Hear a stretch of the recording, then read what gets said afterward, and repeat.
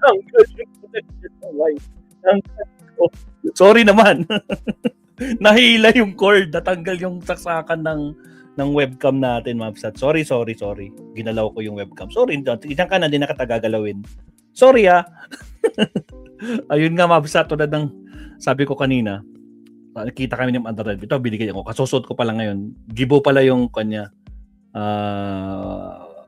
Ewan ko kung gibo talaga yung ano. Nagulat ako, gibo. Tapos sa likod, alam nyo kung sinong may senator sa likod eh. Paano ba? Dali. Kita nyo ba? Kita nyo na ba? Kung sino yung nasa likod nito? Kita nyo ba? Oh, nakita nyo na. Kung sino. Nakita nyo ba? Mukhang tatakbo mga kabsat ng senador. Merong isa. Nako po. Nakita nyo ba? Nako po. Alright. Tuloy natin to, kabsat. Diyos ko Lord. Wait lang. At pa tayo na mas mahaba. I think sa UNTV. Jamie News to eh. UNTV. Mima Alicia. 2 days ago, 1 day ago, may banta sa Pinas lang. Nabay, hindi pa naglabas. News 5 everywhere. It's time for Energen. Sa 10 piso lang, kompleto na. Ito, mas mahaba to. Ito, may explanation to. The 2 suspects in the killing of the blogger alias, also known as Lima. So we've taken into custody alias MS, who is the gunman, and alias JA, the driver. So cases that will be filed will be murder and of course violation of Section 38. Sigurado ko yung mastermind nito, takot na. Kasi alam niya siyang nag-utos eh. Sigurado takot na yung mastermind nito at baka lumipad na nga. Kung sino man yung mastermind nito, baka lumipad na. 991 as well as violation of RA 9516, which is explosives. Recovered from their possession 2 hand grenades, 1 caliber 45 pistol, and 1 caliber 9mm pistol. We believe that the caliber 45 pistol is the same firearm used in the killing of the blogger.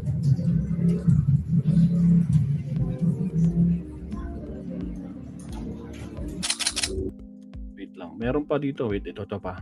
Tingnan natin.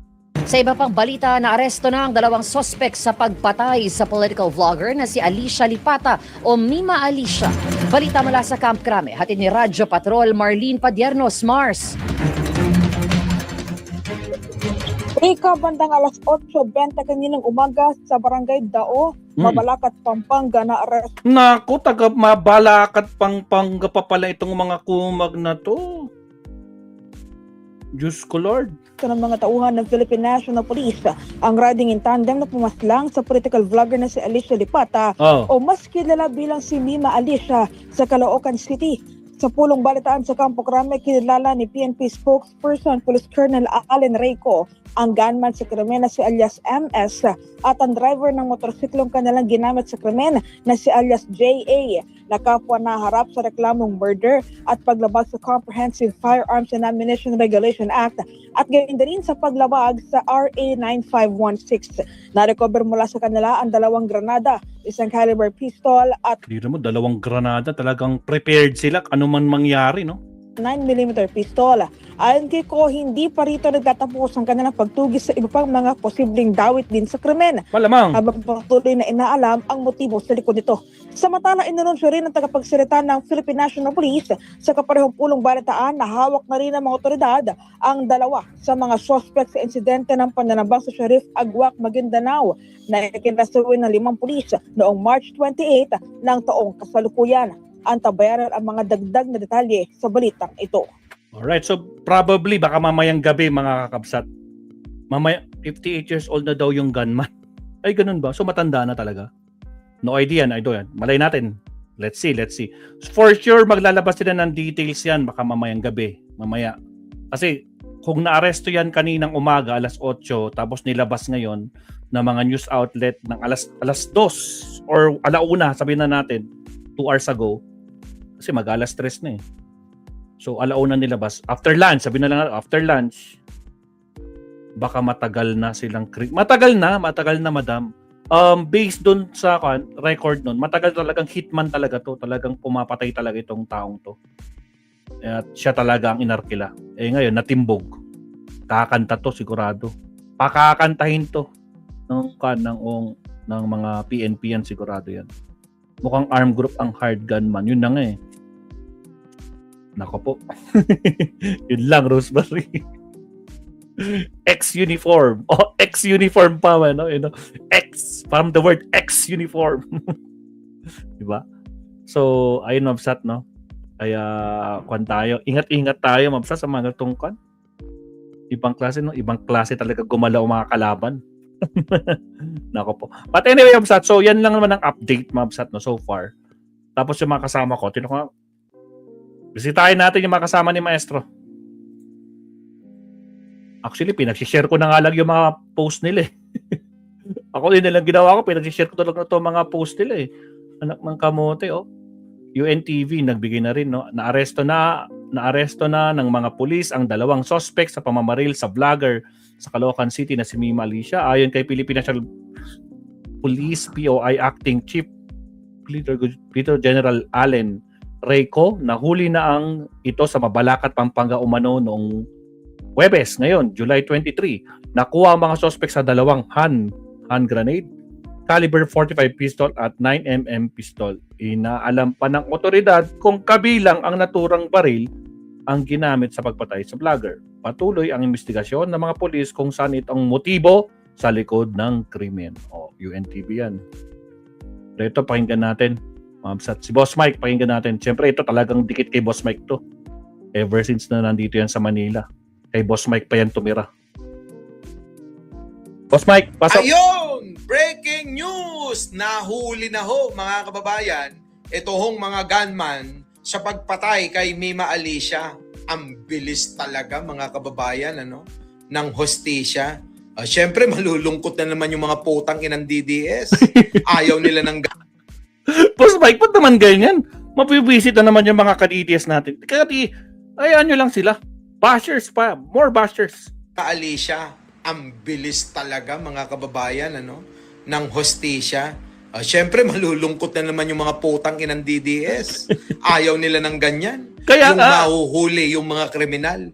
Ayaw nilang napapanagot yung mga masasamang tao katulad ni Digong. Ayaw nilang mapapanagot. Kaya magrarally ang mga yan. Nasasabihin nila, palayain ang mga kriminal na pumatay kay Mima Alicia. Agoy. Putragis ka, Boss Mike. Ba't naman ganyan? Baka mamaya totohanin nila. Ano naman sila? Panatiko yung mga yan. Nako, pero hindi daw yan naaresto dahil sa pagpatay kay Mima. Kasi wala pang warrant about sa murder ni Mima. Sabi naman ni Kapsat Naomi Chin. Yun nga eh.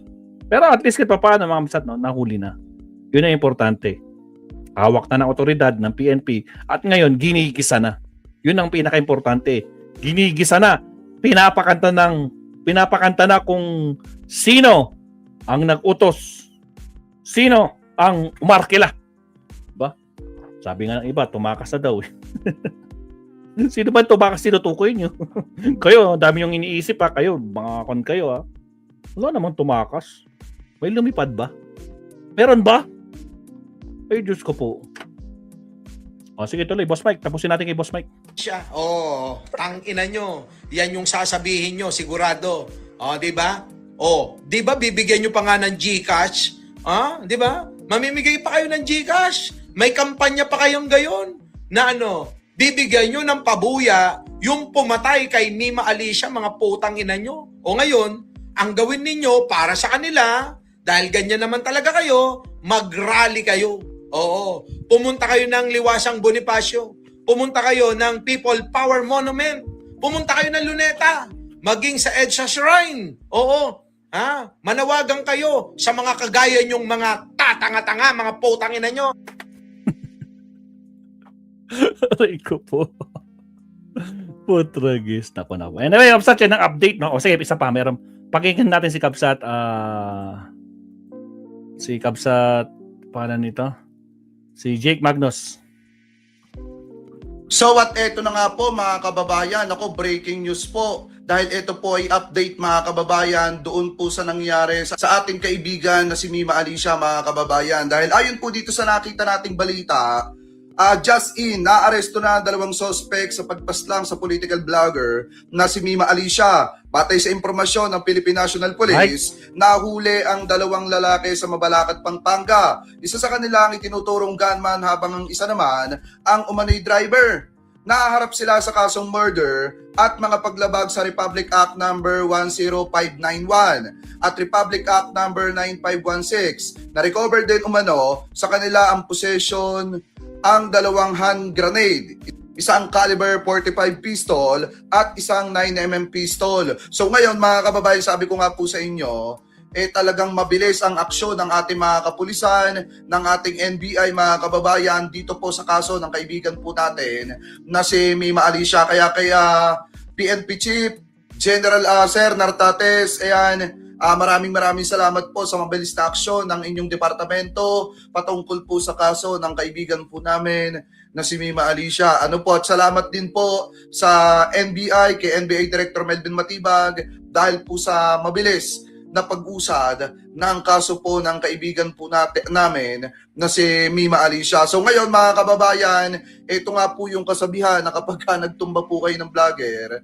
talagang hindi po basta-basta yan. Talagang mananagot po kayo sa kamay ng batas. So ngayon, magandang development po ito dahil nahuli na yung 2 tao mga kababayan ng nasa likod ng pagpaslang dito po kay Mima Alicia. At sana maituro nila kung sino yung nag-utos sa kanila mga kababayan para nang sa ganon tuloy-tuloy na ang pagpapanagot sa mga tao pong ito. Ano po, so kayo, what do you think about this issue mga kababayan? Comment below na lamang po kung ano pa masasabi nyo hingil po dito. Yun lang naman. So at eto na nga po mga kababayan, ako breaking news